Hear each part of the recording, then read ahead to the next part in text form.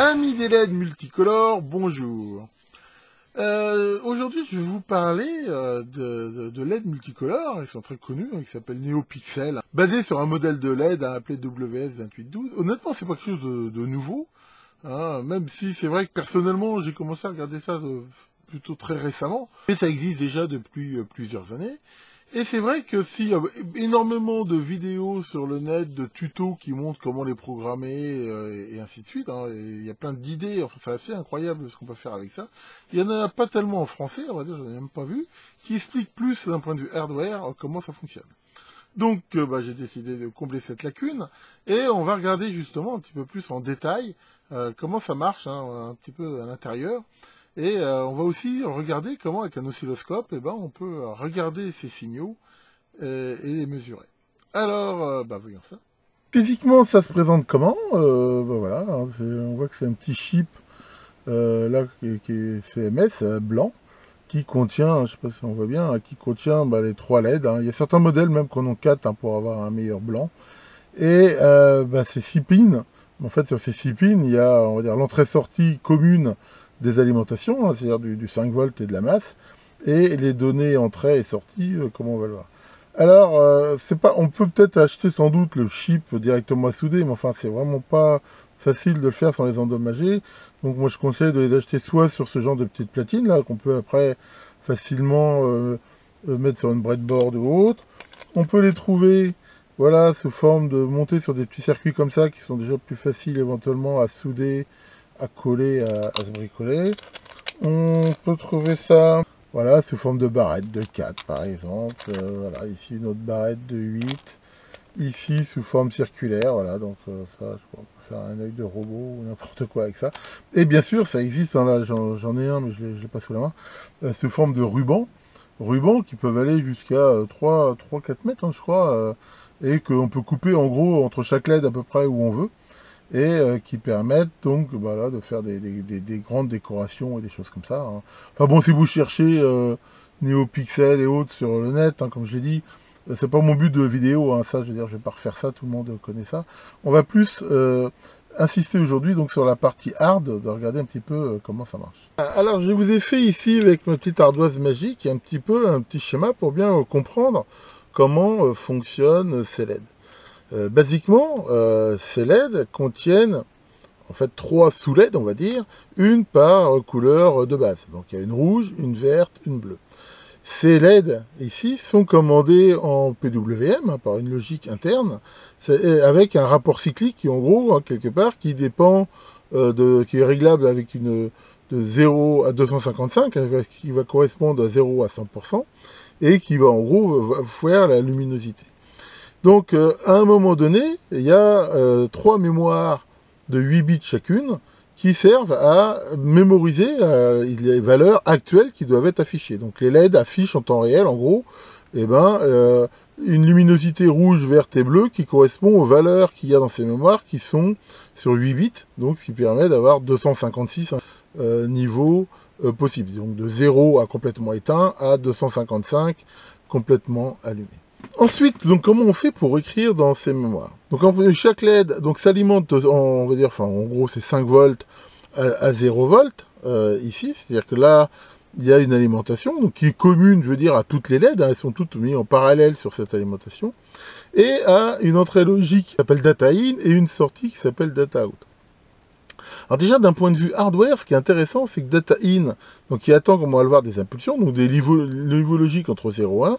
Ici, il y a un traitement, probablement un trigger de Schmitt, enfin quelque chose qui permet quand même d'avoir un signal relativement propre. Ce signal, il va être traité en interne, et avant d'être envoyé, il est remis, on va voir, en forme pour la LED suivante. Ce qui permet en fait de garder une qualité de signal sur toute la longueur. C'est-à-dire que même si on a un ruban de 3 mètres, je veux dire, il n'y a pas 3 mètres entre chaque LED. Donc ça veut dire que chaque LED sert de relais de façon à fournir à la suivante un signal sympathique. Alors comment ça fonctionne, hein? Ici, comme je vais vous l'expliquer un peu plus en détail tout à l'heure, là il y a ce qu'on appelle un registre à décalage. Les impulsions qui arrivent, à un moment donné, ici, ça peut être en gros des 0 ou des 1. Alors comment elles sont différenciées 0 et 1? Ce système-là n'a pas d'horloge externe. Très souvent, quand il y a des liens en série, enfin c'est un truc qui est très connu, on voit par exemple un truc genre data clock, où à un moment donné, il y a une horloge qui dit, bah voilà, la data est valide, lis là. Ici, non. Il n'y a que un signal, et la variable qui va donner la référence, en gros, c'est le temps. Et en gros, hein, je ferai un jour une autre vidéo, je pense là-dessus, mais enfin en gros, il régénère quelque part une horloge d'échantillonnage, hein, et selon des données constructeurs, et ben voilà, un 0, ça ressemble à une impulsion comme ça, sachant que le temps ici, il doit être dans une certaine fourchette qui définit un 0, et un 1, c'est une impulsion plus longue, ici, donc, qui lui définit ici un 1. Donc quand ici, il y a un signal qui arrive, ce signal, il va rentrer ici dans ce registre à décalage, on va dire c'est le premier bit qui est reçu, et derrière, voilà, est-ce qu'il y en a un autre qui arrive ou pas? Si rapidement il y en a un autre qui arrive, et ben ce signal ici il va se décaler d'un cran, et celui qui arrive prend la suite. Et en gros, ils sont envoyés en série, et voilà, si à un moment le premier qui est arrivé c'est un 1, puis après il y a que des 0, on verrait ce 1 il se balade là, et de deux choses l'une, soit j'en ai envoyé 24 et je m'arrête, et ben c'est bon, c'est pour cette LED là, soit j'en renvoie encore 24 autres, et ça veut dire que ce qui était là, moi j'ai fait que passe-plat quelque part. Je le passe à ma suivante. Et donc je vais le remettre ici des out, qui arrivera sur la lettre suivante, et ainsi de suite. Donc voilà, l'idée c'est que si j'ai 3 lettres par exemple, je vais envoyer 3 séquences de 24 bits, mais la première LED elle verra passer les 2 premières séquences qui vont pour les lettres suivantes, donc elle se contente de les envoyer à la suivante, et elle gardera que la dernière. Donc celle d'après, comme on voit, on verra passer 2 séquences, elle en passera une, elle gardera la dernière, et la dernière n'en verra qu'une. On va voir tout à l'heure, ici, sur l'oscilloscope. Alors comment on sait, par contre, qu'à un moment donné, c'est arrêté? Là encore, c'est le temps qui joue. C'est-à-dire que si à un moment donné, une fois qu'il y a eu des impulsions, il n'y a plus d'impulsions pendant un certain temps, qui s'appelle le reset time, on considère que tout le monde a bien reçu ces impulsions, et ça va déclencher l'écriture, en fait, la copie ici des bits qui sont arrivés dans le registre d'entrée, dans les mémoires, et donc refléter l'affichage des LED. Voilà, donc tout le monde se met à jour, et pof, pour piloter comme ça, en fait, à un moment donné, X LED, on va envoyer une série de X fois 24 bits, en envoyant la dernière LED d'abord, et puis après, voilà, toutes les LED dans l'ordre, et à la fin, quand c'est bon, pof, tout le monde se met à jour. Alors regardons un petit peu plus avec un exemple comment ça marche. Je suis pas super doué moi pour faire des super animations. Enfin voilà, pour essayer de comprendre comment ça marche, et on va faire un système un peu similaire mais simplifié, où chaque LED, hein, par exemple, serait commandé par simplement 3 bits. Et on va voir un petit peu justement comment ça se passe. Donc on voit que le signal d'entrée arrive ici, que là à chaque fois il y a ce qu'on appelle des bascules, hein, ce qu'on appelle des registres à décalage, c'est-à-dire qu'à chaque fois qu'un 1 ou un 0 va arriver, il va s'inscrire dans cette bascule-là, et s'il y en a un autre qui arrive, il va transférer sa valeur à celui d'après, et prendre la nouvelle. Donc on voit que les informations qui arrivent ici se décalent comme ça, et quand ça sort de la première LED, ils vont dire, quelque part, vu que ça va dans des out qui revient dans des in, ça re-rentre dans la suivante, et ainsi de suite. Sachant que chaque LED mémorise, ce que j'ai marqué ici même, je veux dire, sa valeur, la dernière valeur connue valide, à l'intérieur de la mémoire. Ça, on va dire, c'est un petit peu temporaire. Et quand, à un moment donné, donc ce qui s'appelle le reset, je veux dire, on considère que les valeurs ici sont bonnes, elles sont transférées ici dans les mémoires. Donc imaginons par exemple que là, je viens de mettre le système en route, que dans les mémoires ici, il y a 0, et pour l'instant, il n'y a aucun signal, donc il n'y a rien qui se passe. Imaginons maintenant qu'il y a un signal ici qui arrive. Par exemple, ici, il y a un 0 qui arrive, donc il rentre dans la première mémoire. Maintenant, il y a un 1 ici qui arrive, on voit que le 0 d'avant se décale dans celle d'après. Ici, il y a encore un 0 qui arrive, même système. Et là, ça va sortir, vu qu'il y a les 3 bits ici, mais il y en a encore un nouveau qui arrive, donc ça ne peut pas rester dans la première LED. Et ici, voilà, on voit qu'il y en a encore un autre qui arrive, et ça décale dans la prochaine. Et voilà, on comprend que ça fait ça jusqu'au bout, jusqu'au moment où ici, j'arrête d'en envoyer. Donc là, on voit la séquence qui arrive. Dans la première LED, celle de droite, j'ai 0, 1, 0. Et sur l'autre, j'ai pris la même valeur, mais ça aurait pu être différent. Et à ce moment-là, il n'y a plus de signal pendant un certain temps. Et comme il n'y a plus de signal, le système se dit, voilà, c'est bon, les valeurs sont correctes. Et à ce moment-là, il va les transférer en mémoire. L'idée, c'est que donc, on va envoyer en série comme ça, on va dire, la dernière LED en premier, et puis celle d'avant, celle d'avant, celle d'avant, sachant que dans le cas des NeoPixels, là c'est 24 bits comme on l'a vu par LED, et quand c'est fini, eh ben, on transfère tout d'un coup. Ce qui fait que toutes les LED se mettent bien à jour en même temps, et ici, sachant que la transmission est série. Voilà ce petit montage que j'ai fait avec un Arduino très facile, hein, sachant qu'il y a deux boutons. Un qui va permettre de choisir le type d'affichage sur les LED, et l'autre qui permet en fait de rafraîchir, c'est-à-dire de renvoyer la séquence. Et LED que j'ai mis ici, voilà, comme on peut le voir, sur cette petite breadboard que j'ai mis comme ça, de façon à ce qu'on puisse voir aussi ce qui se passe, voilà, avec l'oscilloscope. Et ce qu'on va faire, justement, maintenant, on va essayer d'analyser les signaux qui passent. Donc là, on voit les différentes séquences. Voilà, hein, ici, par exemple, là, voilà. Je fais différents systèmes qui vont de tout éteint à tout allumé. Voilà, de façon à pouvoir voir ici ce qui se passe. Alors, tiens, on va déjà commencer avec le tout éteint, puis regarder justement à quoi ressemble le signal. Alors, qu'est-ce que j'ai fait? J'ai branché la voie 1 ici sur l'arrivée du signal, c'est-à-dire ce qui sort de l'Arduino, et la voie 2 bleue ici sur ce qui sort de la première LED pour aller à la suivante. Alors, comme c'est assez fugitif, ce qu'il va falloir faire ici, c'est pouvoir capturer l'event. On voit là que quand j'envoie la séquence, voilà, on voit quelque chose qui passe, mais c'est pas tellement mémorisé. Donc pour ça, je rappelle, la première chose à faire, c'est de bien régler la source de déclenchement, quel que soit votre oscilloscope, hein, je vous le montre là-dessus, vous pouvez le faire sur n'importe lequel. Hein, donc voilà, au niveau ici du trigger, de se mettre sur, par exemple, le channel 1, sur le front montant, ici. Ensuite, de bien choisir le niveau. Donc là, bon, on sait que c'est du 5 volts, à peu près le signal, on peut se mettre vers 2 volts. Et là, on va pouvoir se mettre déjà en single shot, hein, c'est-à-dire en gros, il attend qu'il arrive quelque chose pour le mémoriser d'une seule fois. Donc là, si j'envoie ici la séquence, voilà, on voit qu'on a bien ici quelque chose. Par contre, c'est beaucoup trop petit. Donc là, ce qu'on va faire, c'est qu'on va l'agrandir et on va le rechoper pour avoir une meilleure définition. Ah, voilà.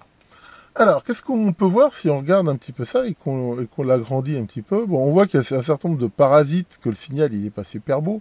Mais pourquoi il n'est pas super beau? Ben, c'est parce que, vous avez vu mon branchement, c'est de la breadboard, c'est fait comme ça, il n'y a pas de découplage. Enfin voilà, c'est vraiment pourri, mais à la limite, ça montre que le système, il est assez résilient.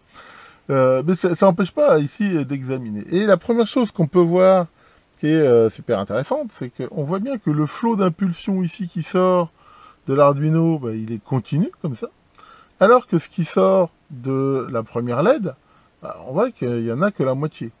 Et pourquoi? Bah, c'est assez facile à comprendre. Les premières impulsions arrivent ici, donc elles rentrent dans le buffer, comme je vous ai expliqué, de la première LED, et puis bah, comme il y en a plus de 24, et ben, il les renvoie à la suivante, et les 24 qui arrivent, bah, derrière, lui, il les a gardés. Et ainsi de suite. Si on mettait, je le fais pas là, mais si on mettait quelque chose à la sortie de la première LED, ben en fait on verra rien. Pourquoi? Parce qu'il n'y a que 24 impulsions. Et ici, tout est éteint. C'est-à-dire, en gros, je n'en vois que des zéros. Donc on peut regarder que toutes les impulsions sont identiques, ce qui est assez logique, et correspondent à un zéro. On voit ici ce que c'est que un 0 ici. Alors on va regarder justement avec d'autres combinaisons un petit peu ce que ça donne. Donc voilà, on va me remettre en single shot. Enfin, je vais déjà choisir une autre pattern. Donc, je ne sais plus laquelle. Je sais que j'en ai une. Voilà, je crois que c'est celle-là. Où j'ai mis justement des valeurs binaires qui sont à la fois une suite de 1 et de 0 pour qu'on voit bien. Donc là, j'ai refait une acquisition. Et si on zoome, ici, on peut voir, ici, voilà, cette succession là de valeurs qui sont différentes. Comme on peut le voir ici, et ben, de temps en temps, il y a un 0 ici et un 1. Ah, donc je rappelle que comme sur aussi beaucoup d'oscilloscopes numériques, on peut utiliser toujours la fonction de zoom, voilà, qui va permettre là de regarder avec plus ou moins de détails, de zoomer sur une partie ici du signal, très très facilement. Et puis là, bien sûr, hein, bon, bah, c'est classique, on peut faire des mesures hein, avec les curseurs par exemple. Là, on peut très bien regarder en gros la durée totale là d'une séquence. On peut voir que c'est de l'ordre de 594 microsecondes. On pourrait bien sûr mesurer le temps, voilà, d'une impulsion, c'est-à-dire dans les 12 microsecondes, et ainsi de suite faire ici toutes les mesures qu'on veut.